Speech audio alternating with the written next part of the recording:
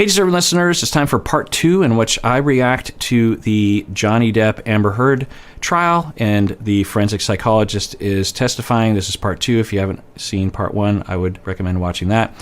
My name is Dr. Kirk Honda. I'm a therapist and a professor, and for a time, I actually was conducting forensic psychology and am trained in it, and found that it wasn't really for me because I like being a therapist and other kinds of things. I respect the people who do it, but I found that it wasn't for me. So let's see what I say as I watch this. But Dr. Cohen's records, I did reverse it. He actually refers to this reactivity quite a bit and to Ms. Heard's temper. And that temper, it's often branded, or being hot-headed, is really characteristic. I think she's referring to maybe they're a couple therapists. I'm not sure. At the very least, I think the forensic psychologist is using the data from the notes or a report from another clinician who observed Amber Heard and claimed that she would have outbursts of emotional outbursts. Borderline personality disorder. As is their very charming, personable nature. This is a disorder of contradictions. Yeah, although some people with borderline can be noticeably charming in a manipulative way, I would say anecdotally anyway, that's rare. It's more indicative of histrionic or narcissism, right? And even as a percentage of those people who don't come across as charming. In Nurse Filati's notes, I thought there was something interesting. She references a night when they're out to dinner, I believe in London, and she provided positive reinforcement to Ms. Heard because Ms. Heard had been disappointed by a mistake made by the server, and it sort of references how previously she might have criticized the server or become upset by that, and that she didn't this time, and so that had been some... Interesting. So she's referring to another note by a therapist. Sounds like maybe Amber Heard's individual therapist. And by the way, you clinicians out there, you know this, but as a reminder, whenever you are working with a client, you are required by law in the States to keep notes, adequate notes, and know that at any time, those notes can be not only pulled by your client, but also brought into a court of law and will be scrutinized. So make sure you get proper training. There are a lot of clinicians out there that have been trained well, are not supervised well, along note taking, and will have very insufficient notes or sometimes no notes at all because they heard somewhere that you don't need to take notes or something. She's describing someone else describing, Amber describing, Amber described to the therapist who wrote a note and it was read by her, and she's describing what she read, that Amber was at a restaurant. Her and her therapist were talking about how she succeeded by not becoming critical or angry at the server for bad service because Amber herself recognized that presumably she recognized herself that she would become overly upset and critical of people when either it wasn't fair or it wasn't a good idea. I mean, I'm reading a lot into that, but I think that's what she's getting at. Sort of a step forward. I will say that by no means means that that by no means means that Amber Heard has a personality disorder. There are plenty of people in therapy who don't qualify for diagnoses of personality disorders or any diagnosis in the DSM that are working on issues like that, where they're saying, you know what, sometimes I get too upset and I have trouble regulating my emotions and I do things I regret later. Can we work on that? That's a common thing that people work on in therapy. But, it is a data point that's bolstering her claim.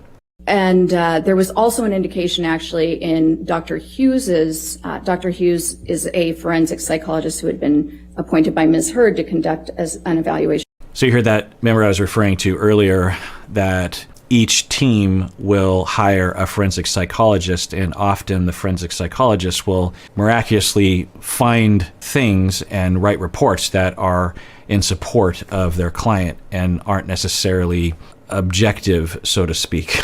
Two forensic psychologists looking at the same people conducting the same tests have completely different summaries of that. And I don't know if that happened in this case, but she's referring to, I think her point, I'm not sure, is saying this statement came from Amber Heard's forensic psychologist, so you can even believe it even more because it's not me who was hired by Johnny Depp's team, and she's about to give a statement from that other person.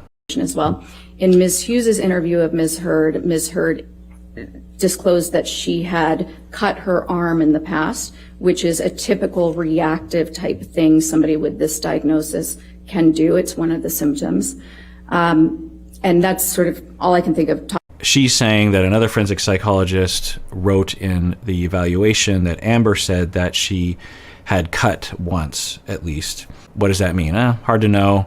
It is a potential sign of borderline. There are many people that actually equate the two. If someone engages in non-suicidal self-injury or cutting, a lot of people say, oh, they have borderline. It's like, no, plenty of people don't.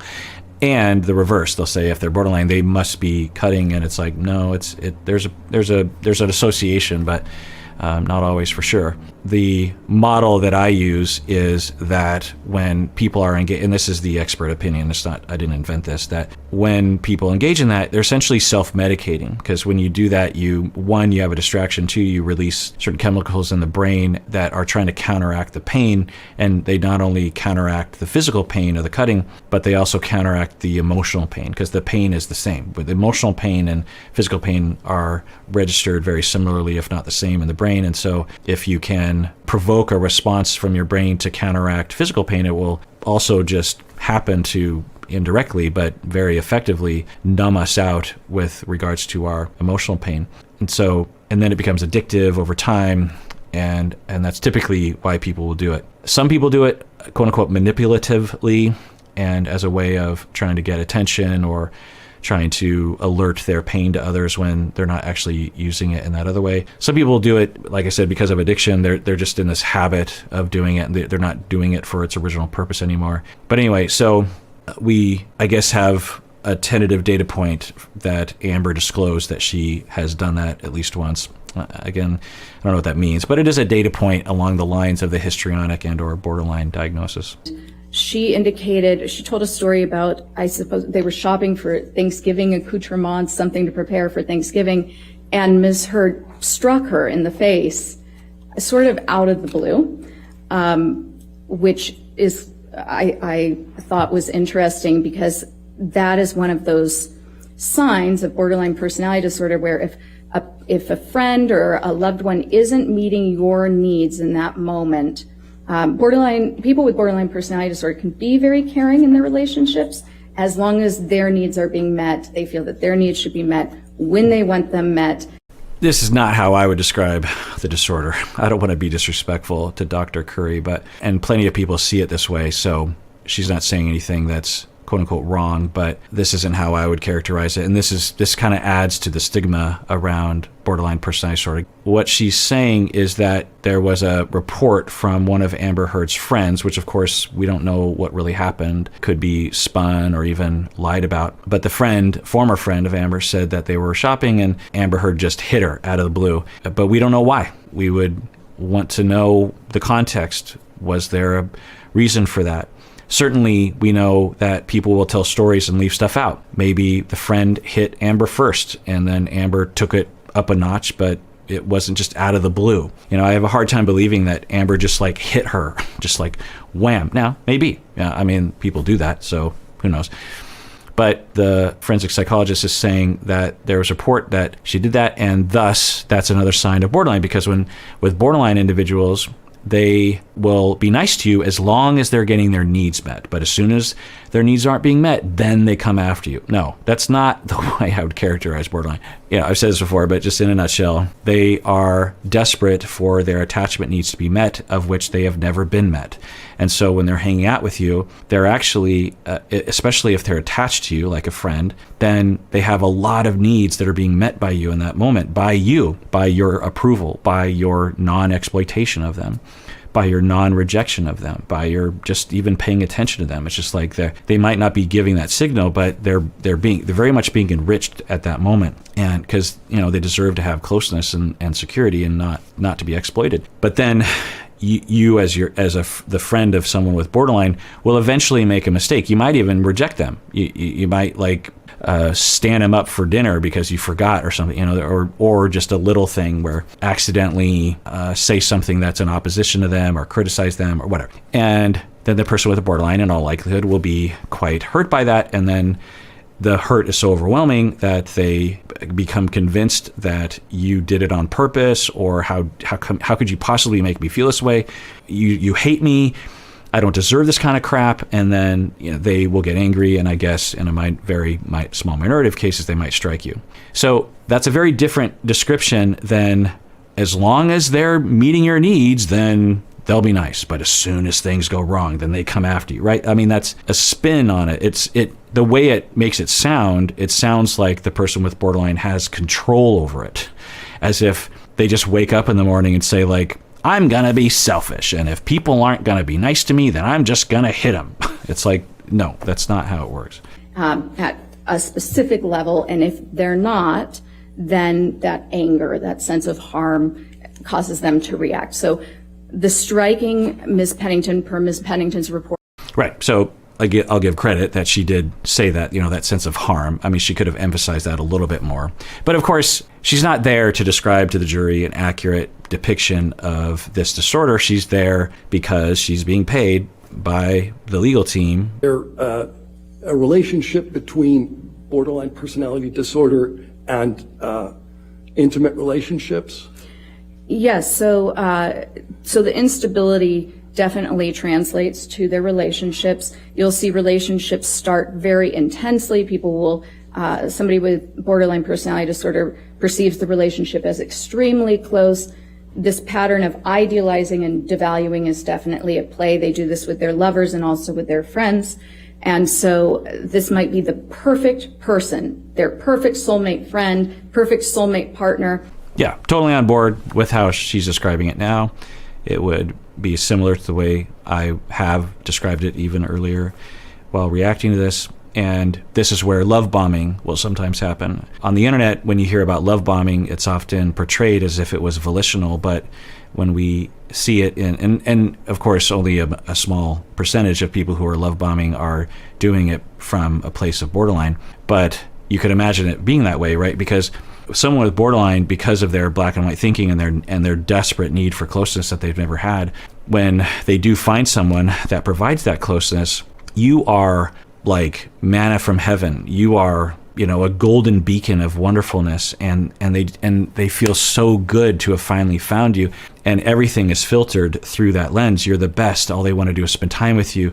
You're amazing. You're funny. You're interesting. And they believe it. It's not an act. And then when you hurt them inadvertently, or maybe even on purpose, but usually it's inadvertently, at least the degree is inadvertent, then you become devalued and you become the enemy. And they will, like, you're a piece of crap, you're the worst person that's ever come into my life. And to be a recipient of that in the beginning, you can feel overwhelmed with love and respect and attention, because of course you have attachment needs as well. And it feels wonderful to have that idealization. In fact, she said it can happen with lovers and with friends, but it also can happen with therapists, right? When someone with borderline will come into therapy, they often can, after an initial buffer period, they can often idealize a therapist. A therapist is the best thing that ever happened, and then something will happen and it will trigger the harm in the client, and then the client will think, I'm the worst thing that ever happened. I'm the worst therapist that ever lived. I mean, it's not usually to that degree, but it can be. So it fits the description of love bombing, right? Because it's just like, oh my God, it's so great. And then all of a sudden, boom, they take it away. And the way that the internet talks about love bombing is that it's all this narcissistic desire to manipulate you, to suck you in, to get you under their spell. And then they just start abusing you. And there are psychopaths that will do that to you. But typically, the love bombing is the way I'm describing it. Because narcissistic people, by the way, also were abandoned, neglected when they were young, and might have never been satisfied regarding their attachment needs in a adequate manner. And when they meet you, They approach you differently, though. Their idealization of you looks different because they're coming from a different defensive structure. But it can be very love-bomby towards you. And then when you trigger them and their narcissism, they will react against that because their hurt also becomes exaggerated. So it'll both be very seductive to us, because we're like, oh my God, this person feels very secure. They love me so much. I've never had so much self-esteem than I do around this person. And then boom, it's gone. And it's devastating. That's love bombing. A little bit of flaws and still think this is my great friend who always constantly running late for dinner. The person with borderline personality disorder, things are in these extremes, this black and white, we call it splitting. And so that person goes from being idealized, the perfect person, to dumpster. They are totally devalued. They are the worst friend. They don't care anything about me. I have better people around. And then there will be a repair because the person with this disorder does feel remorseful after they have these reactions, angry, tell their friend off. But over time, it wears away at these relationships. Yeah, I'm on board with everything she's saying. It's not universal in that this happens with everyone with borderline, and it's not always in this way, but it is often the central hallmark of the experience of what it's like to be borderline and the experience of being close to someone with borderline. And then she even mentioned that the individual with borderline will have remorse. People with borderline are sometimes characterized as having no remorse. Of course, they are capable of having remorse and empathy. Now, I will say that some people with this pattern over time will start to narrativize their life as if no one else cares, and thus everyone kind of deserves their anger because everyone else is a jerk face. And so they might have some remorse, but it might be mitigated by a narrative that tries to make sense of what they're going through.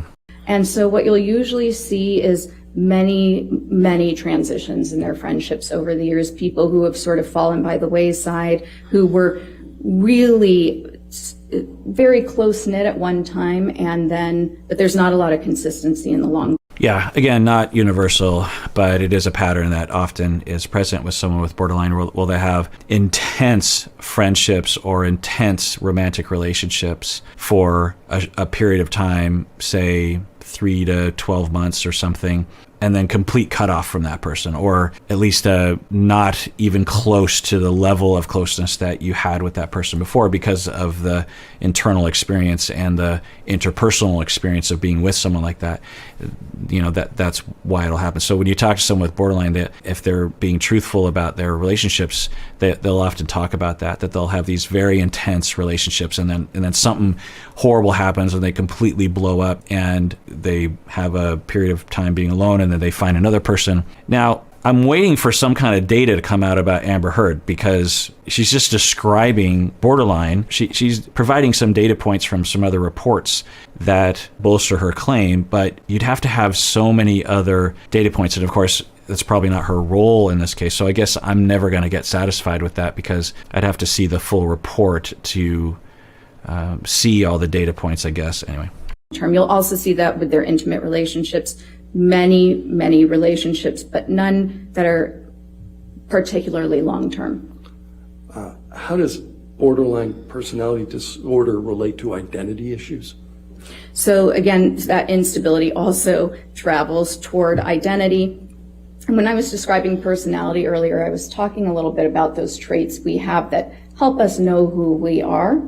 When you have borderline personality disorder, that actually is not something you understand. So people with this disorder actually take on the identity of the people they're spending time with because it's comforting. It's very uncomfortable to not know who you are. True, that last bit is true. It's not always true that they chameleonize themselves. But yes, it's very uncomfortable to not know who you are. And some of you might even suffer from this. Sometimes it's described as an emptiness or just a black abyss, or a sense of doom when you don't have something to land on in terms of who you are. What I always say is that these individuals who feel empty are not empty. They're just disconnected. The metaphor I always use is you're looking into a room and all you see is a black abyss. You see nothing. So there's nothing in there. That's the conclusion. But in reality, it's just that the lights are very dark. And if you start to turn up the dimmer switch, you start to see things, and there are things in there. When you look inside the self, just because you can't see anything doesn't mean that there isn't anything there. There is something there, and you just have to take the time to find it. And it's glorious once you find it, because then you actually know your needs, and you actually say, oh, I need this, or I want this, or this is how I feel. And you can actually use it to increase your satisfaction in life and get your needs met. Whereas prior to that, you're just trying to find some lifestyle that might randomly meet your needs. It's like a broken clock is right twice a day, and that's basically how you're getting your needs met. You're just like random, and so some people will chameleonize themselves to other people. It's like, well, if I just do that, at least it's more comforting than being in the abyss. They'll give me some direction on how to live my life. Another thing people will do is to just numb out and avoid the whole topic altogether. They might pour themselves into work or a cause or anger. Sometimes people will really fall into anger, or a political cause sometimes. So there's a lot of things that people will turn to fill the void, at least temporarily. Sometimes people turn to sex. Actually, a minority of people with this disorder will turn to sexuality because, it can be very distracting and can provide at least some identity and temporary acceptance from other people, right? Because you're having sex with other people, and so it feels validating in that way. Some people with this disorder will describe a feeling of emptiness when they feel like they've been abandoned because now they don't know who they are in the world. And so when somebody with... By the way, I recently came across a qualitative research study about that emptiness that people will feel, because someone wrote in and asked me and Bob actually to talk about that a little bit more in detail, because it's kind of hard to comprehend if you don't know what that feels like. And I found this study that had a bunch of people describe what it's like, and the descriptions are really quite varied. A lot of the respondents who experience deep emptiness frequently had a really hard time putting it in words. So if you've never experienced it, then it's hard to know what that means. But I will say that it is terrifying. The people that I've never had that feeling because my parents raised me well enough that I don't have that. But for my clients and frankly friends of mine who do have that, when I'm with them as they're experiencing it, it's a terrifying feeling. You feel like it's not like I'm in the abyss. It is like utter, all-encompassing terror and loss of connection. It's really rough. And I've seen people, when their defenses fail them and they fall into that abyss, it's hard to soothe them. And it's heartbreaking to watch, because I would sit there and watch that. I'd be like, can I help it? And there's something I can do to mitigate it a little bit, but they're kind of on their own. So histrionic personality disorder, and these are really two sides of the same coin. They belong to the same cluster. We call these clusters. It's a way to organize personality disorders in that DSM. And this cluster is described as the personality disorders that are dramatic, erratic, and emotional. Okay, so unpredictable, but really having to do with emotions and relationships. They're very similar. That word unpredictable, again, I hate to just continue to hammer on these semantics. It implies that somehow it's random, but it's not. It might be unpredictable if you don't know the person very well, if you're not an expert on their triggers. It will look erratic and unpredictable, but it's not. It's very predictable. In fact, when I'm working with people with borderline and histrionic, I can take very strong guesses as to what would trigger them and what wouldn't, and in what way. And you'll hear that description sometimes, they're erratic and they're unpredictable. And it's like, well, it's because you don't understand their issue. And once you do, then they do become predictable. In fact, sometimes extremely predictable because their triggers are so apparent and so patterned. As the personality disorders that are dramatic, erratic, and emotional. Okay, so unpredictable, but really having to do with emotions and relationships. They're very similar. Whereas I was saying that borderline personality disorder, a lot of the key features that you're going to notice are instability. When it comes to histrionic, a lot of the key features are going to be drama and shallowness. Right. Instability. For me, that's not a useful topic sentence for understanding borderline, but drama and shallowness, they're not bad. They're better how I see histrionic. The topic sentence I have about histrionic is a schema of I will be nothing if people aren't paying attention to me at all moments. I am nothing.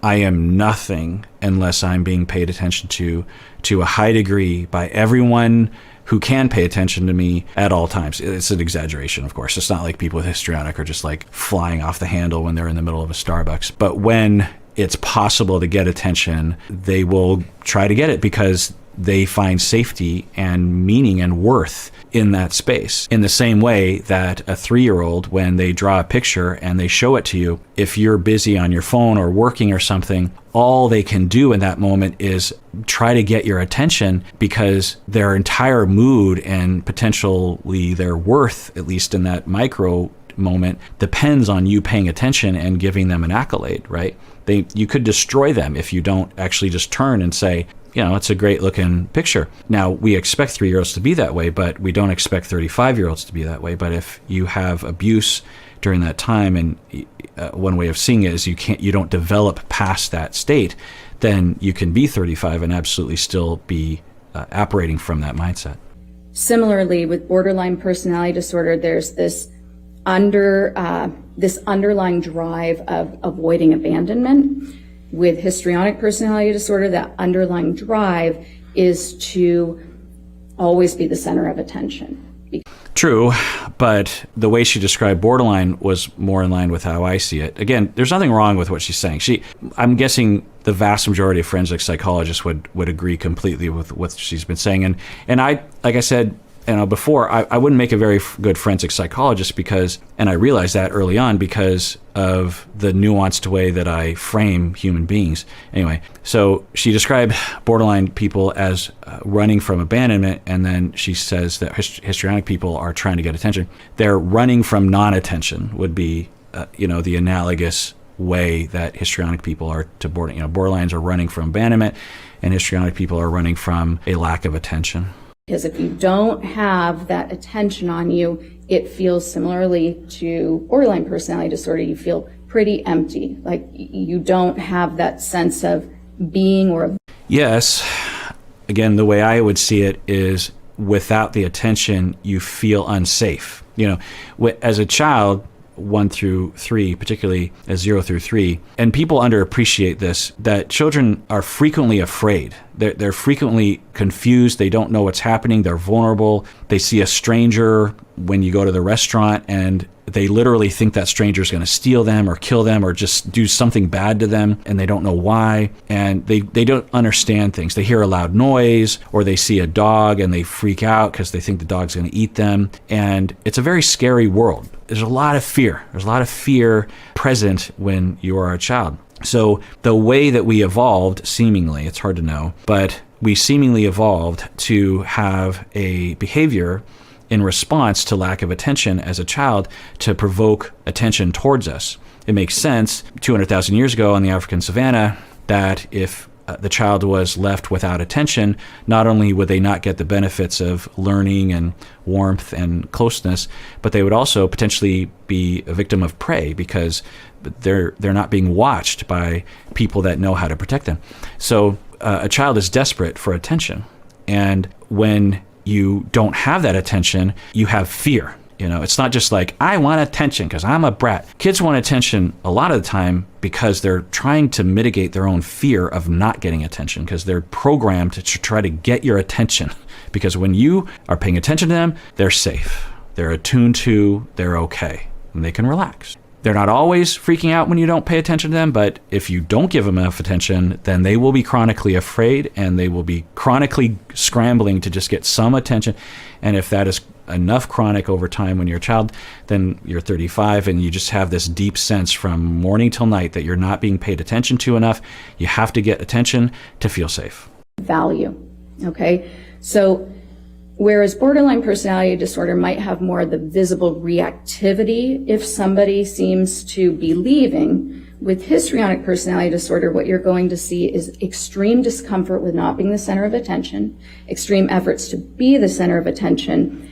And when they feel that they're not the center of attention, you will see some strange things, making up stories to try to get attention, often taking on a victim or princess role. Yeah. there's a little bit of sexism in there, saying princess, because there is an association with borderline and histrionic with women. Some studies indicate that there is a higher rate, but among people who identify as women as people identify as men. But that doesn't mean that men don't suffer from it. And there are additional studies that try to account for the sexual bias, gender bias of the evaluator, of which there always is. And they will find that there's a rate of 50-50, because what'll sometimes happen is someone will present, like, I don't know if this study's been done, but two people with the exact same symptoms will present, and they'll be somewhere in the borderline histrionic narcissistic area. And if it is a person presenting as male, they will be slated as narcissistic. And if they look like a woman, they'll be slated as either histrionic or borderline, particularly borderline, because it's more of a go-to diagnosis. So she was saying, let me rewind that. Leaving with histrionic personality disorder, what you're going to see is extreme discomfort with not being the center of attention, extreme efforts to be the center of attention.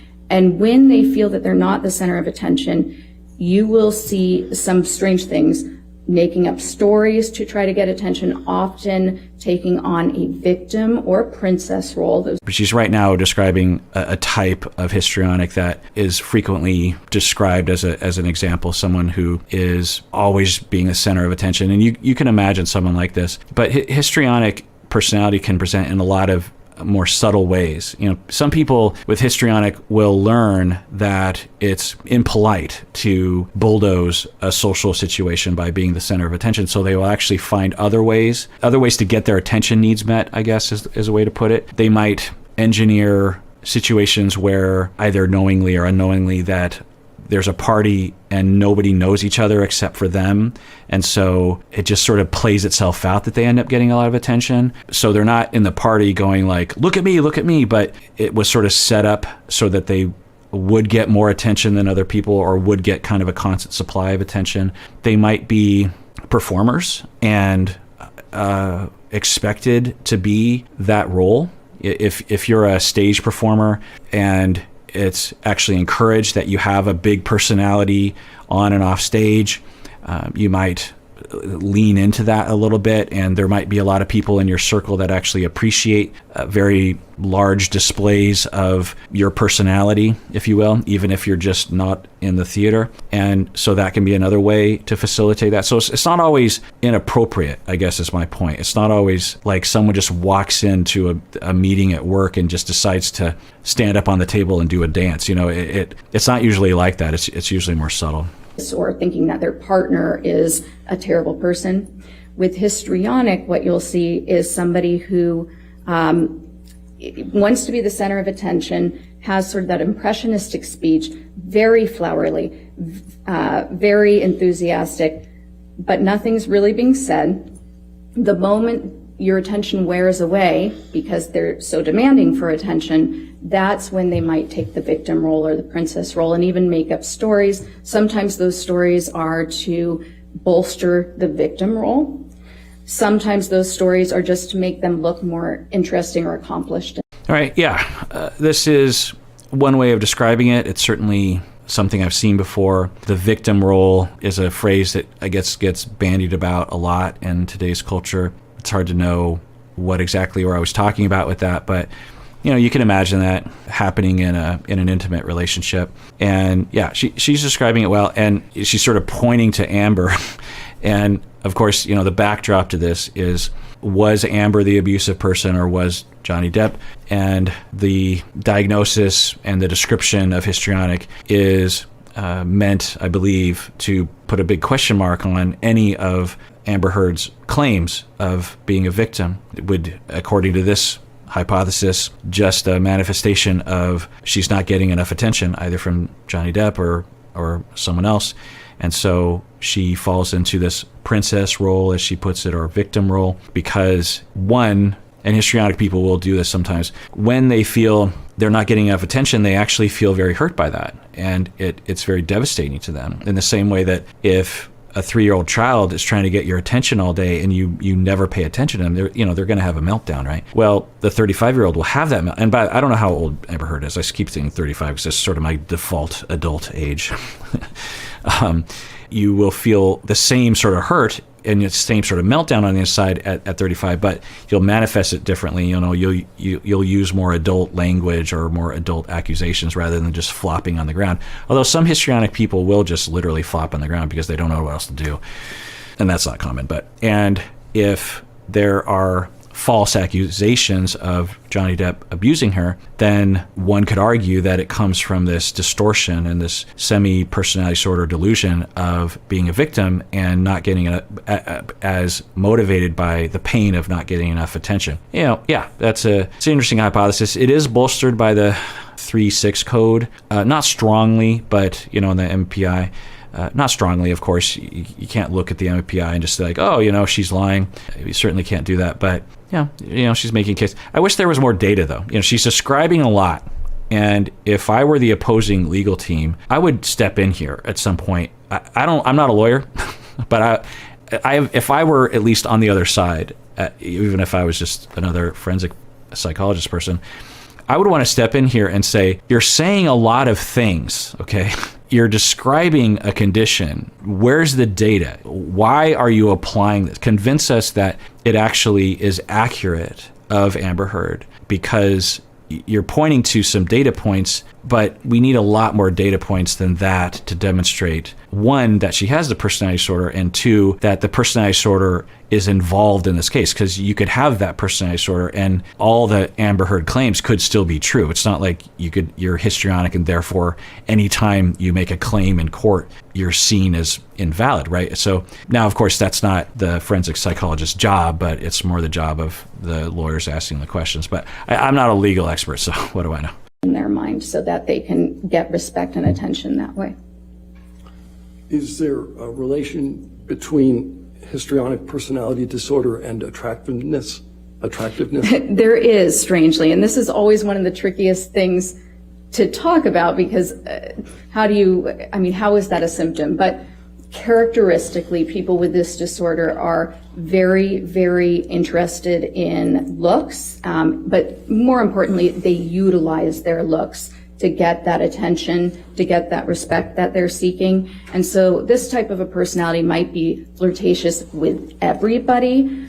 Yeah, there's a lot to unpack there, right? It is true, and sometimes it's oversimplified. Histrionic, there are some clinicians who will, I've heard them characterize histrionic as the seductive client, a client who comes in and dresses what the clinician deems to be seductive, which can sometimes just be a sexist notion. But yeah, that's the way it's described in a really stupid, simplistic way. But it is true that if you're coming from a constant need for attention to gain some sense of safety and security that never really quite satisfies, by the way, you'll use whatever you can get, right? And if you find early in life that you happen to be cute or attractive, then you'll use that. If you learn early in life that you're very good with conversation, you'll use that. If you learn early in life that you're very good at sports, or you're a very good worker, or you're a very good theater person, then you'll use that. So it's not that everyone that histrionic will be seductive or attractive or that sort of thing. Characteristically, they actually couldn't even be subtly, and when I say flirtatious, I'm not talking overtly sexy, but kind of inappropriately flattering. Sometimes they act in a kind of a girlish way to be cute and to engender attention. And this will even occur in their therapy relationships as a way to sort of avoid getting negative feedback or criticism. Oftentimes they'll bring the therapist gifts or be distracted. Yeah, all this is true. Again, it's just a minority of people with histrionic. Again, it's genderized. She's referring to the histrionic person as girlish. Yeah. And she's talking about it in a subtle way. She's not like it's overtly flirtatious. Sometimes it very much can be, by the way, but it also can be subtle. It can even often be inadvertent to the person with histrionic. They might not even know. In fact, for a lot of people with histrionic of this type, when I work with them, they will often report they don't understand why everyone's attracted to them. They'll get in an Uber and the Uber driver will want to marry them. They'll, at work, like 5 different people will profess love of them. When they go to the club, like everyone's just coming around them. They don't understand it, and it can get kind of bothersome at times, but also they actually subconsciously want that attention. And and because they developed these skills largely out of their awareness when they were very, very young. And, obviously going through abuse sexually when you're a child can contribute to this as well. Anyway, let's get back. If they engage in therapy, because they just don't want any criticism. They want the therapist to like them. Right.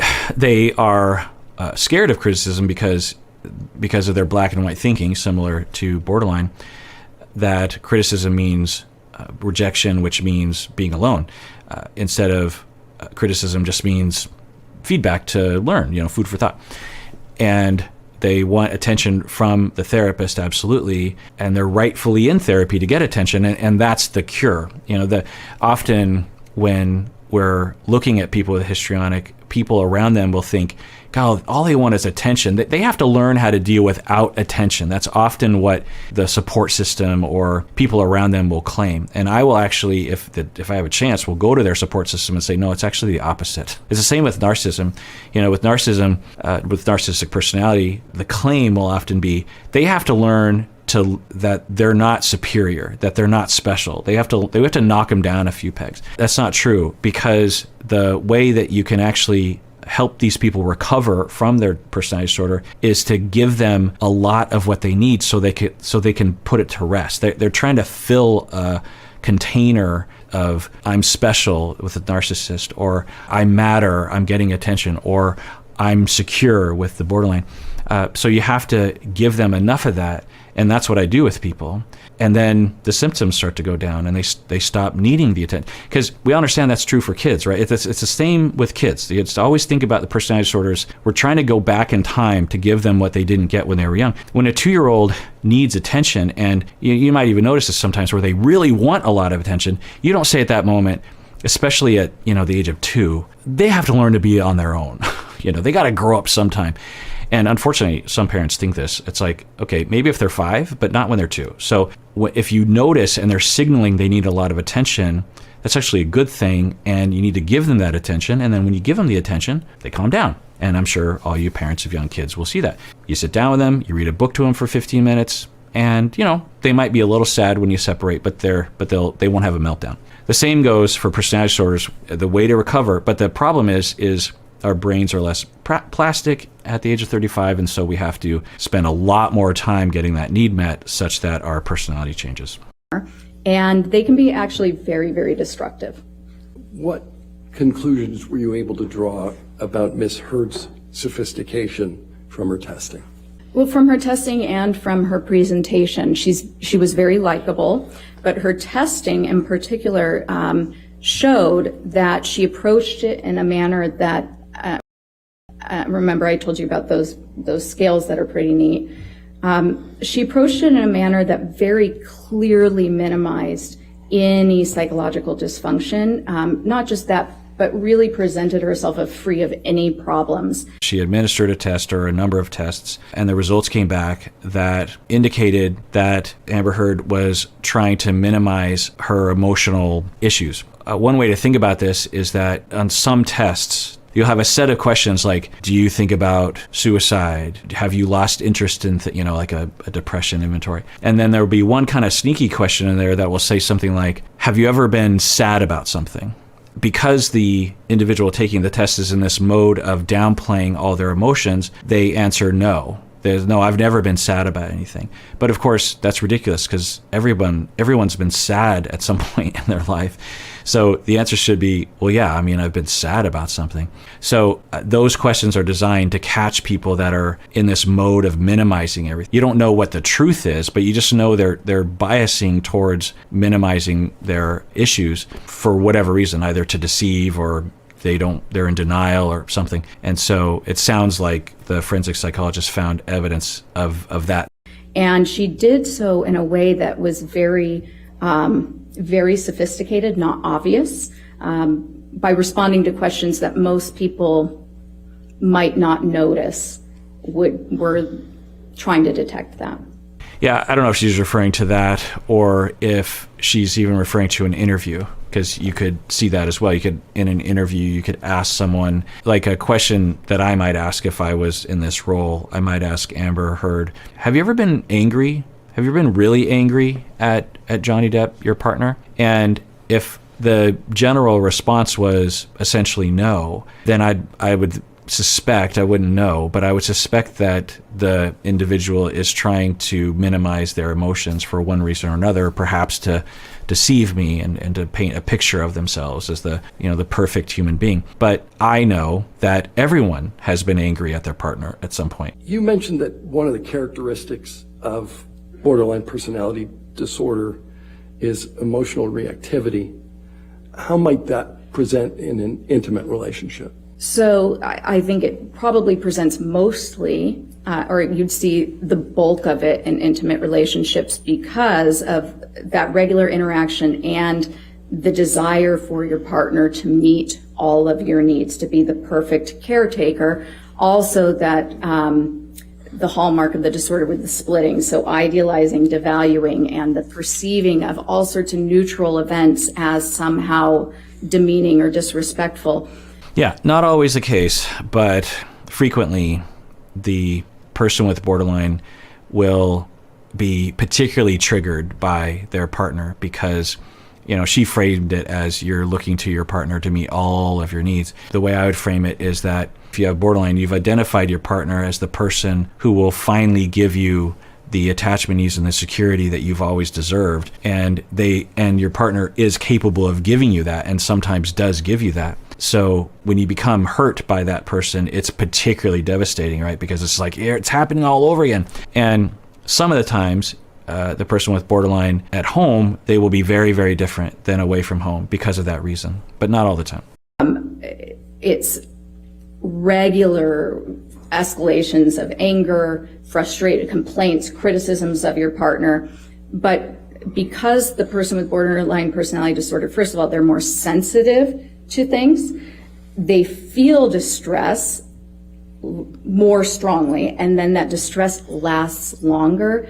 So these types of blow-ups go on forever, and they're very cyclic. It feels like you just can't get a resolution, and eventually the partner will try to leave, will want to leave to take. Yeah, it's a pretty accurate description. It's not always this case, of course, and there's different degrees of borderline. And of course, are we talking about someone that has insight and is in recovery? So that's different as well. But if someone is, pre-therapy and pre-insight and pre-recovery, then often that's a pretty good description that there will just be this chronic cycle of trigger, intense hurt, intense anger, intense displays of anger, lots of conflict. The recovery takes a long time, and then there'll be some respite at some point if you're the partner of this person, and then some trigger will happen, and boom, it's all, and it just feels like it just never stops, and it can be a very, very hard roller coaster to be on. Now, of course, the person with borderline is really suffering the most in terms. It's hard to know, how to weigh that, but the person with borderline is suffering greatly. Let's put it that way. To be near someone and to be an attachment partner for a person with borderline that's high in the spectrum that lacks insight and recovery, there can be a lot of damage as well. And of course, if that person is abused, then there's even more damage. Take a break, it wears them down, and that's when the borderline might explode and act very aggressively or violently to try to prevent them from leaving. I mean, she said might, but yeah, so there are a lot of people with borderline that don't abuse their partner. Let's be clear. So they can. In fact, a lot of the perpetrators of intimate partner aggression and violence that I've treated suffered from borderline. So absolutely. But that's not to say that everyone with borderline does that, because it's not like that at all. It's now emotional abuse, intimidation is more common than actual physical violence, but certainly it is a risk. Yes, so go ahead. If the answer to that is yes, I'm going to now ask you, okay, what yes, was that? I did. Okay, what is it? So in addition to looking for Ms. Heard's general mental status, any psychological issues that were present, I very specifically was assessing to determine whether post-traumatic stress disorder was present, and it was not. How do you know that? So first of all, from multiple information sources, right? So I was integrating the interview. Yeah, I was talking about this earlier, that I think on the legal table, if you will, is the question as to whether or not Amber Heard suffers from post-traumatic stress disorder, because if she legitimately does, then that supposedly provides a piece of evidence that she was abused by Johnny Depp. And the forensic psychologist for the Johnny Depp team has determined not only does she have 2 personality disorders of borderline and histrionic that are, according to her, quite characterized by abuse and victim role and instability in relationships, but she also does not suffer from post-traumatic stress disorder. So you see how these diagnoses can be so powerful, and how, frankly, the opinion of a forensic psychologist can also be powerful. Developed by the National Center for PTSD, shown to be valid, accurate, for use not just with service members, but also with civilians, men, women, all genders, and also all ethnicities, and then also specifically for use in a courtroom setting. How do you conduct the CAPS-5? So the CAPS-5 is a standard interview. What that means is that it's an interview with very clear questions that are scripted, and you ask those same questions every time you test a person. So because you're doing that, you're actually taking something that would typically be kind of subjective, an interview with somebody, and you're making it more objective. Now, I don't know exactly why she used the CAPS-5 instead of other measures, but the qualities of the CAPS-5 as opposed to other measures of PTSD is that, as she's saying, it's an interview. Now, it's a structured interview in that you're not just improving the questions, you're actually following a protocol, because then it lends itself greater to research and study, because you can compare different interviews because they're conducted relatively the same every time to see if the test actually works. And to my knowledge, CAPS-5 has been found to be a valid instrument for determining if someone has PTSD and the severity of it and the kind. Personally, I don't use the CAPS-5 because my clients are actually willing participants, so I can just ask them if they have the symptoms of PTSD, and we can just collaborate on an exploration of diagnosis together. But in forensic psychology, if you're working with a client who is not on your side and knows that you're kind of against them, if you administer the TSI or something, you run the risk of the client being able to lie to you, because it's basically a symptom checklist where you're saying, do you have this symptom of PTSD? Do you have that symptom? And the client can, if they're lying and you're thinking they're lying, then they can just respond in a way that makes it look like they have PTSD. Whereas if you do a structured interview like the CAPS-5, then it gives you a little bit more control. Not a lot of control, but a little bit more control over not the questions, because those are structured, but the interpretation of it, because you have to write out their responses, and there are ways of coding their responses. And sometimes there's a little bit of a judgment call there. The severity, was she saying this then? Would she really mean it there? Or even, I believe the individual is lying in that moment. I'm going to disregard that because there's evidence of deception in there. And I don't know that she did that. And by the way, if my lawyer were sitting here, she would say, make sure you say you have no idea, you haven't seen the data. I'm sure Dr. Curry is a upstanding psychologist. She certainly comes across that way. Typically, these kinds of people definitely are. The forensic psychologist friends that I have are some of the most professionals I've ever worked with, and highly intelligent. She seems extremely smart. And you have to be a forensic psychologist typically. So what I'm saying is that as I'm watching this, I'm not disregarding everything she's saying. What I'm saying is, I'm taking what she's saying with the context that she, I think, is hired by the Johnny Depp team, and thus might be a little bit askew. Not wrong, but looking at the same data with a different opinion, if you will, a different forensic opinion. And when we hear the opposing team forensic psychologist, I'll also hear that, but I'm not going to take everything they say at face value, because I'm gonna say, well, they're looking at the data, they're not lying, but there's a little bit of a spin there perhaps. And so I maybe and because I'm interested in the story, is someone guilty here? I don't know.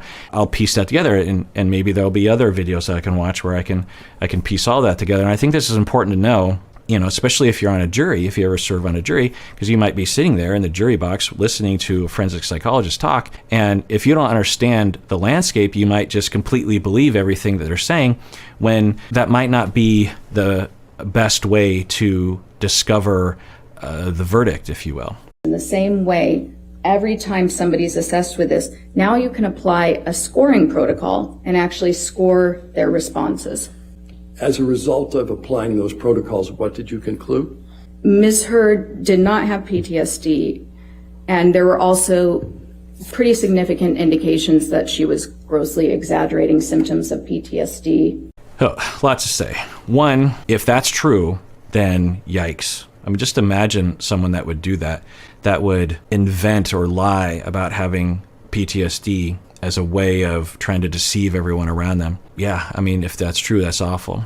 But she could actually have it, and it could have just been a botched test of some sort, or an off day for Amber, or whatever, you know. That happens sometimes, particularly in a setting like this. So I'm not convinced myself that Amber doesn't have it. There's some strong data that she doesn't and that she's faking it, but I wouldn't just be like, okay, she doesn't have it. We got to hear from the other forensic psychologist, which I'm just going to take a guess and say that that psychologist found unequivocally that she does have it and has solid data to back that up. Who knows? And just imagine if that's true. If she does have it, and right now she's being called out for not having it. You know, just imagine, I know some of you out there actually do have PTSD. Just imagine, like, in a court of law, someone is just claiming because they talked to you for a little bit that you don't have it, and they're obviously biased against you because they're working for the other side. And then millions of people around the world are now looking at you and thinking of you as this playing the victim.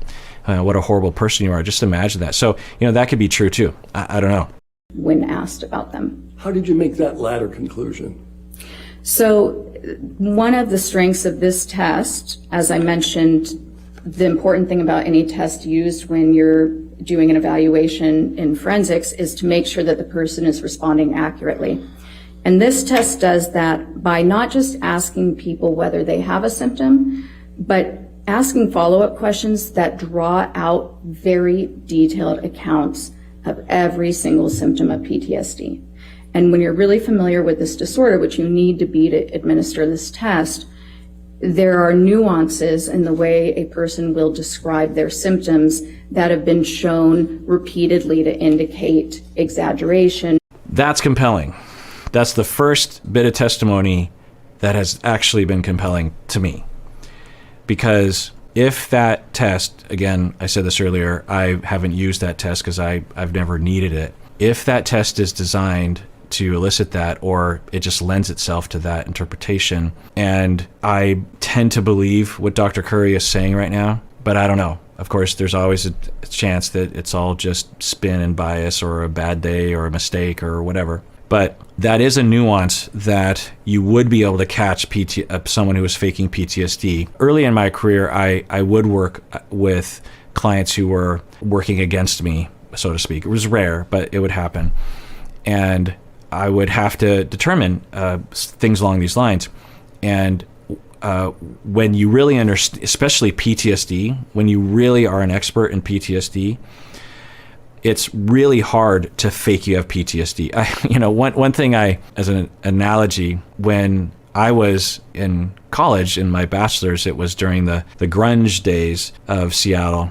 And suddenly Seattle went from this podunk town that might be in Alaska, and everyone's a lumberjack up there. And then grunge happens, and then suddenly Seattle is just like the center of the universe. It was weird. Like in 1989, I was embarrassed to live in Seattle, but in 1991, Sharon Stone is being stopped on the red carpet and asked at an Oscars red carpet what her favorite Seattle band is, and she says Pearl Jam. And I just remember being like, how did we get here? Like, Sharon Stone actually knows where Seattle is? Like, this is bizarre. Like, MTV was all Seattle. It was a very strange thing. And so my friends went down to LA, women friends of mine, and they came back. We were always dwarfed culturally to Los Angeles, because we're West Coast. And we always just thought, just people in Los Angeles, do they even know where we are? And like, especially in the 80s, it was all about LA and the beaches and everything. So my friends go to LA, they come back, and they tell this story. And they said they were out at this club, and these guys came over from LA, or well, they didn't know where they're from, and hit on my friends, and they're talking them up. And one of the first things that these guys said is they said, we're from Seattle, because it was essentially a pickup line, because Seattle was so cool at the time. I guess I can't imagine that working as a pickup line, but these guys at least believed that would work, and approached these women who were from Seattle, but these guys didn't know it, I'm from Seattle. And the women said, oh, really? Like, what neighborhood? And the guys were like, well, you know, I'm from Seattle.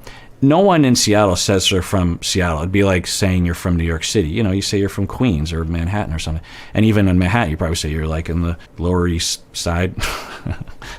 I don't know. Tribeca, isn't that a thing?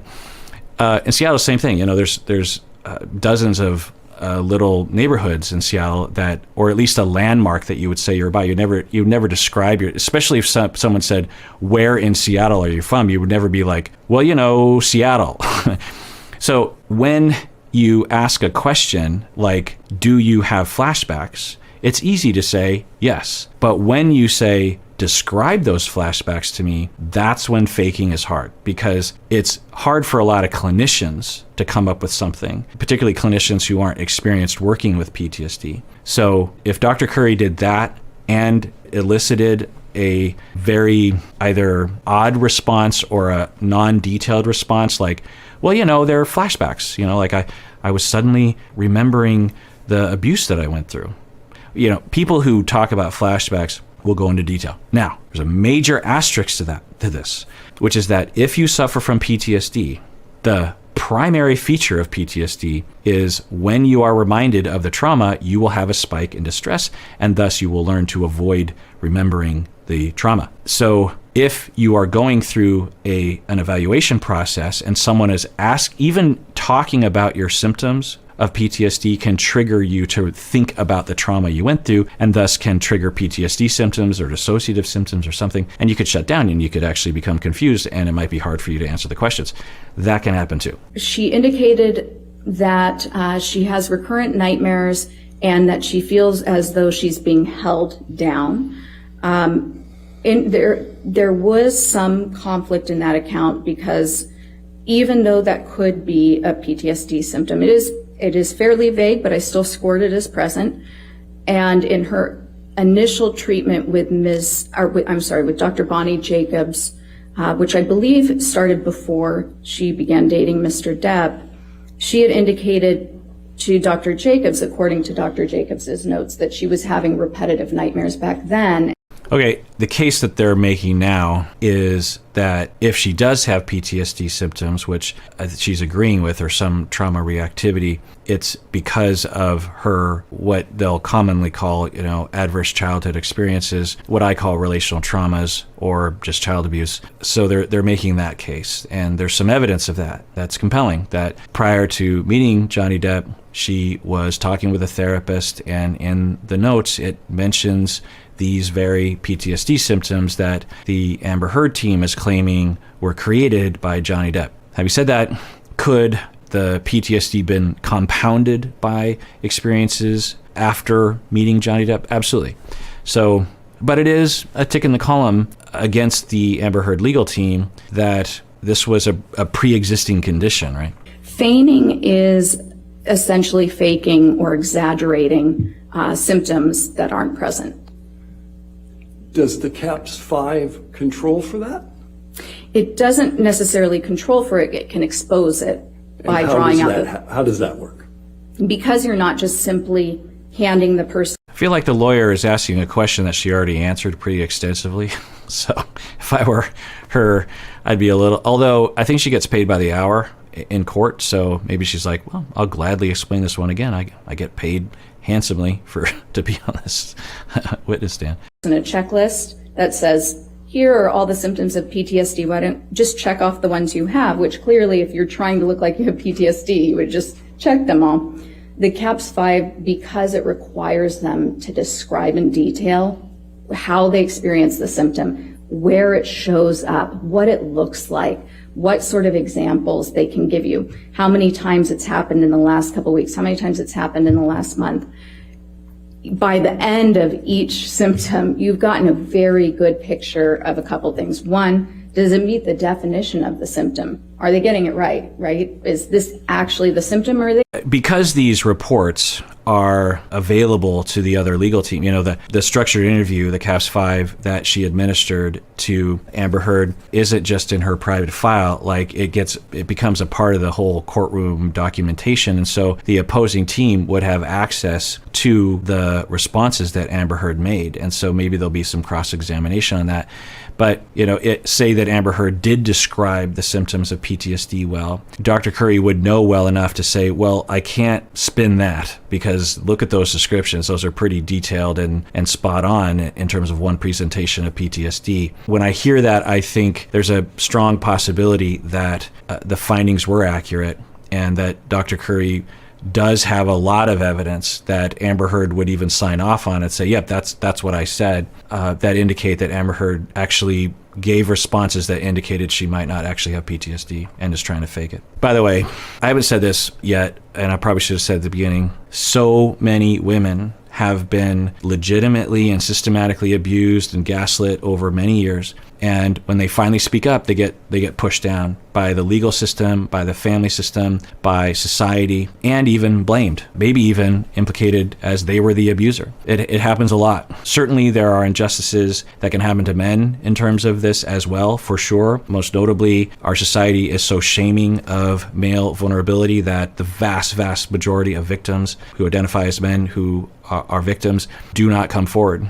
And when they do, they're laughed at, literally. They're just like, ha, ha, ha, or they're accused of being the real abuser. So it's not like men get off easy in this way. For sure they don't. But a lot of women have been mistreated by their partners and been mistreated by the legal system, by the criminal justice system, by society, and politically. And when they see Amber Heard, if you looked at the data in a certain way, it looks like that's what's happening. And maybe it is, because I've seen that. I've been ground zero with clients as they go through that, with friends. And I think that that's what perhaps makes the discourse on the internet very volatile about this. Is this an example of that? I don't know. Maybe I'll have more data as we go forward that can, influence either way. We're getting some data right now that looks like, let's say she doesn't have PTSD. That doesn't mean she wasn't abused, by the way. There's often this assumption that if PTSD, then domestic violence, and if domestic violence, then PTSD. And there's an association, of course, but plenty of people who have been abused don't suffer from PTSD. Plenty of people who have been traumatized don't have PTSD.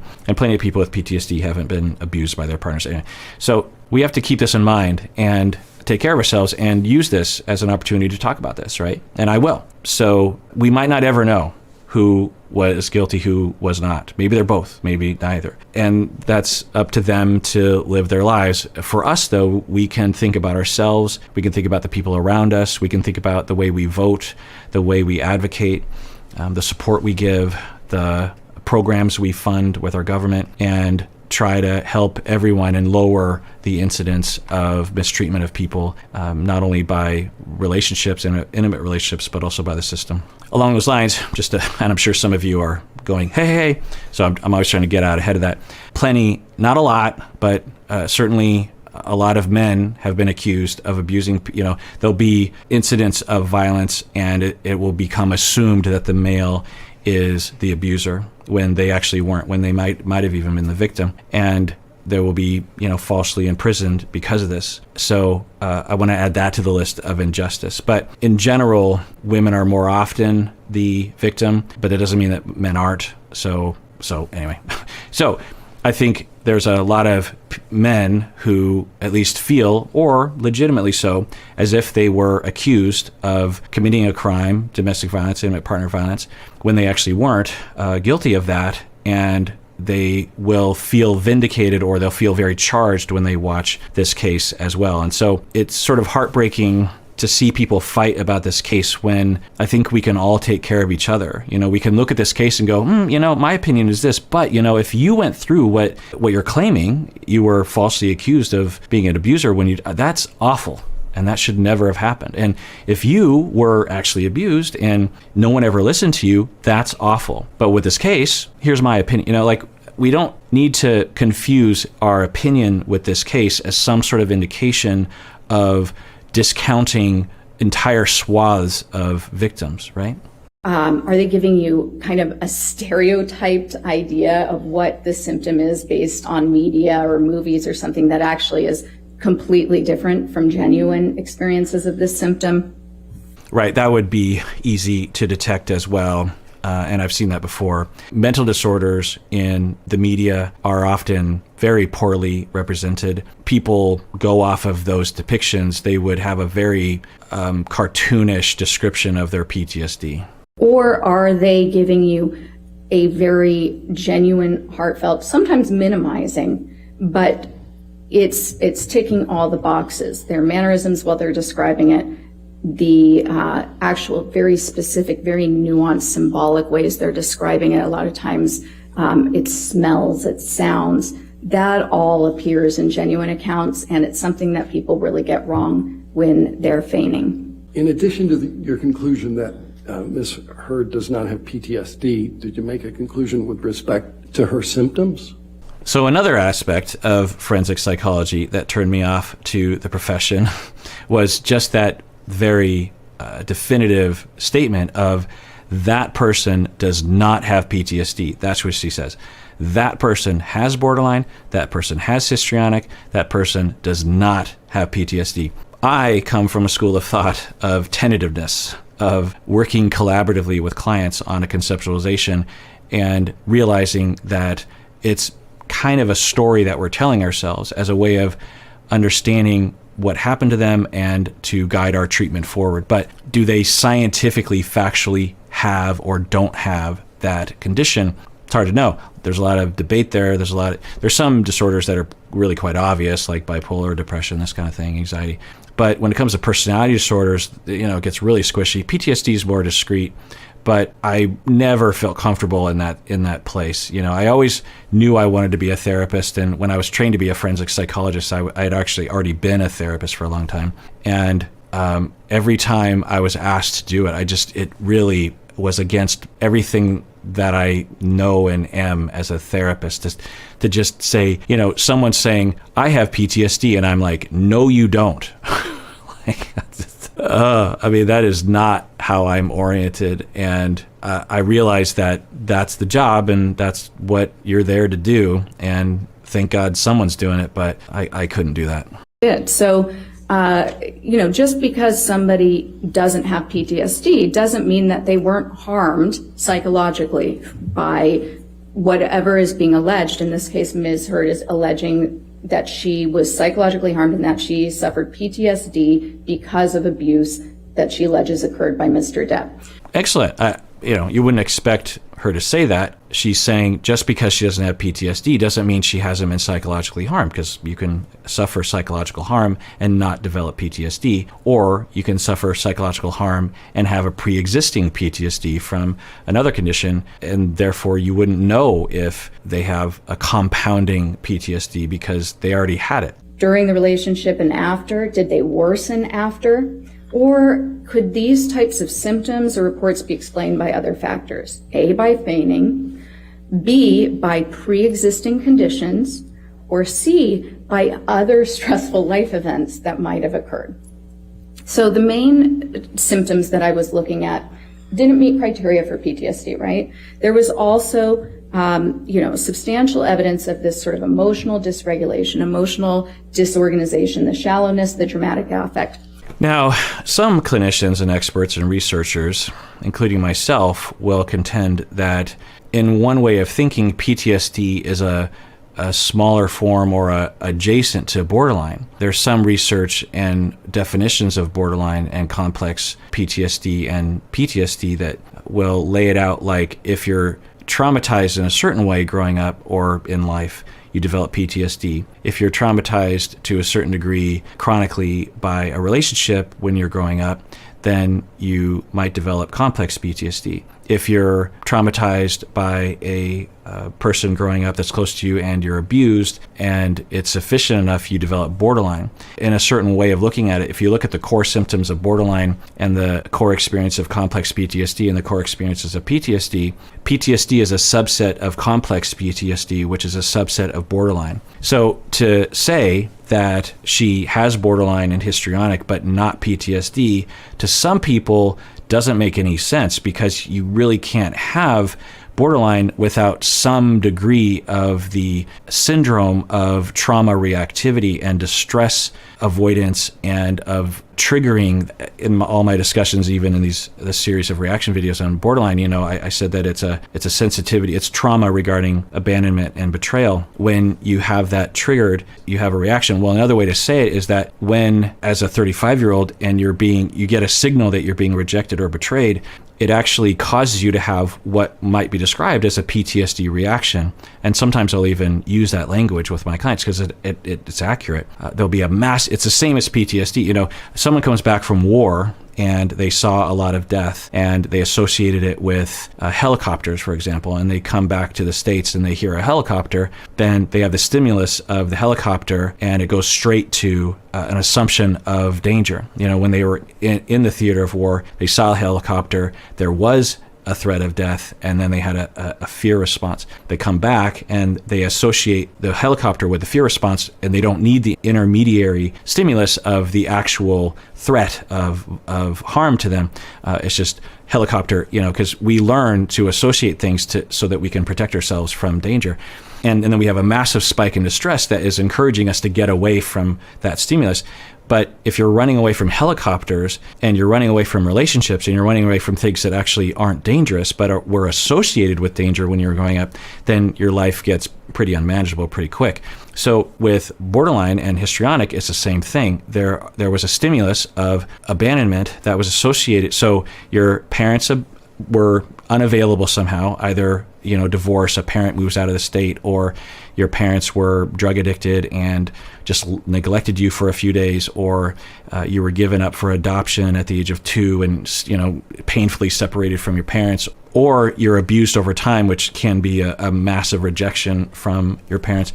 You're being harmed in that way. And then you have this feeling of deep, deep fear because you're 2 and you're alone and you're vulnerable and you're terrified and you have no idea how to take care of yourself. Well, now you're 35 and someone is giving a signal that they're rejecting you. And instead of checking in and saying, well, I'm 35 now, I know how to take care of myself, I don't need them the way I did when I was 2. I can manage on my own, but that's not how it feels. And when you were 2, you get a signal of rejection, and then you actually are rejected, and it's this horrifying actual experience because you actually are alone. Then you have the fear. When you're an adult, you don't need that intermediary step. You just see a little bit of rejection, and you go to this place like you're about to be annihilated in the way a 2-year-old believes, but it's actually not happening. So you see the exact same model of helicopter, actual danger, fear response. Later on, helicopter, straight to fear response. When you're a child, abandonment, I'm actually in danger because I'm 2, fear response. 35, abandonment or, rejection signal, no actual danger. You're fine. It hurts, but you're not actually in danger. Massive fear response. Described this transient anxiety, the issues with sleep, were these there prior? And sure enough, Ms. Hurd, in her own self-report, stated to me that when she first got to LA, she was seeking treatment for, in her words, blanket anxiety and depression. She also reported that she was taking medications. In general, none of them were helpful. That's actually very typical of borderline personality disorder. Medications typically aren't very helpful for somebody with the disorder. They really need an intensive, lifelong type of therapy. Yeah, all that is true. And I'm glad she's pointing that out. And, she's making a good case for her findings, for sure. Borderline personality disorder often respond really positively to stimulant medications that are given for ADD or ADHD. And in one of Nurse Filati's notes, she reported that Ms. Hurd told her that none of the medications were working for her except for one Provigil, which is often prescribed as stimulant medication. And I just thought that was interesting and Yeah. Now, she did just say, which is accurate, that the consensus is that there is no medication that's effective for people with borderline. Now, you can be on an antidepressant or an anti-anxiety that can help to mitigate some of the symptoms, but there is some research demonstrating, some experience certainly, from people taking a psychostimulant like Adderall or Ritalin that will help them with their borderline symptoms. The thinking, and this stands to reason with me is that even if you don't have a diagnosis of ADHD, when you have a psychostimulant, your brain, and I'm not a brain scientist or a psychiatrist, so, this is going to be to some extent layperson language. I've taken a lot of courses on psychotropics, and it's complicated. I had to study hard for those classes. Medical teachers are hard. They make you memorize stuff. Anyway, after taking the test, it all just got purged. There's all the medication names and neurotransmitter stuff. And anyway, so the concepts I remember, which is, that with executive function, prefrontal cortex in your brain, it is very important in emotional regulation, because as your other parts of your brain are experiencing emotion, it sends signals to your prefrontal cortex, or your prefrontal cortex is involved in the coordination and decision making around those feelings. So when you, for example, you suffer from borderline and you are triggered and you have a fear response in the brain, your prefrontal cortex gets involved and says, like, well, what's going on? Is this rational that I feel afraid?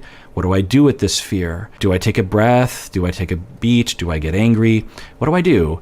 And what are the consequences to doing what I do? The prefrontal cortex is all involved, and there are other areas of the brain as well, but that's heavily involved. And when you take a psychostimulant, it increases your ability to utilize those systems of coordination, planning, and thus you're better able to regulate your emotions, even if you don't suffer from ADHD. And the same is true if you, say, aren't taking a psychostimulant and you're really tired. Your brain is a little sluggish.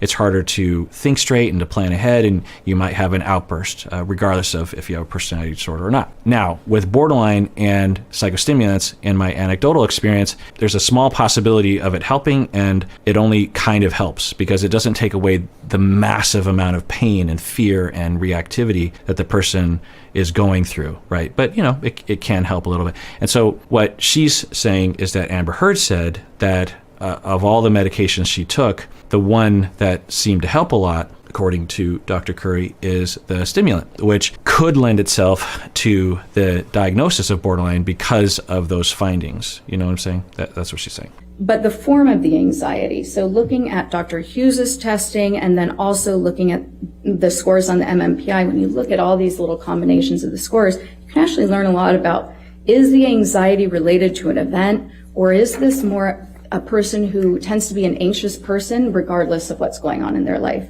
And somebody might describe them as a worrywart.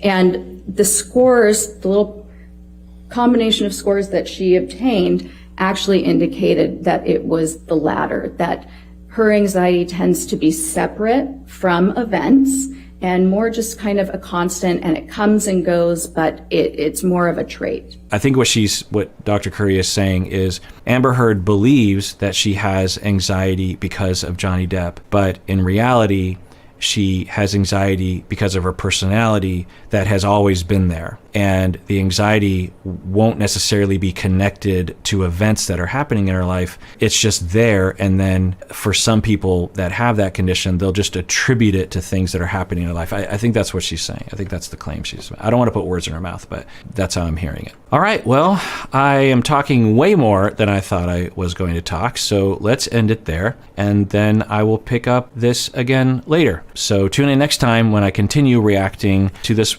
very interesting part of the trial with Johnny Depp and Amber Heard. And everyone out there, please take care of yourself because you deserve it. You really, really do.